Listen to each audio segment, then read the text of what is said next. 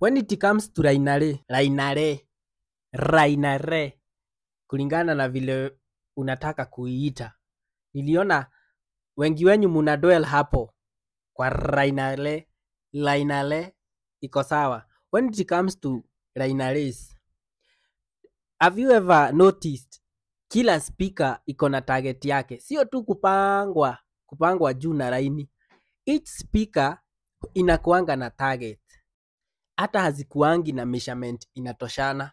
Unaweza pata speaker ya 3 ya Rainare ni 12 inch na speaker ya 4 ya Rainare ni 15 inch.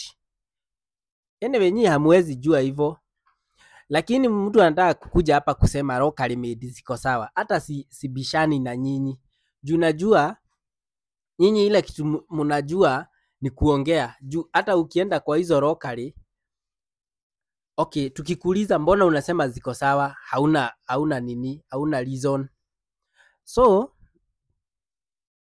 apart from a certain speaker could target a certain audience in the same field, Rainare ama hii imported Rainare, manufacturers huanga wameweka sheet fulani kwa website yao.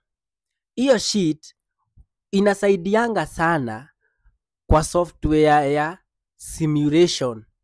Ile time unataka kumeasure depth in feet na width in feet mahali unainstall Rainares, there is this software for simulation and it is perfect to a point.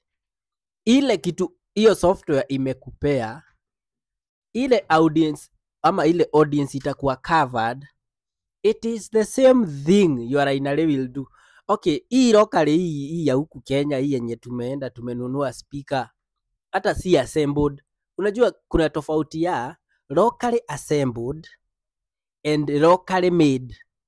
Assembled ni ile umeenda kwa manufacturer, amekupea all the requirement, alafu wewe unakuja unajishikanishia.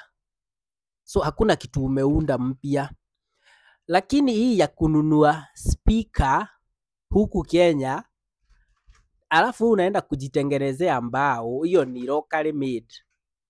Ni speaker tu umenunua.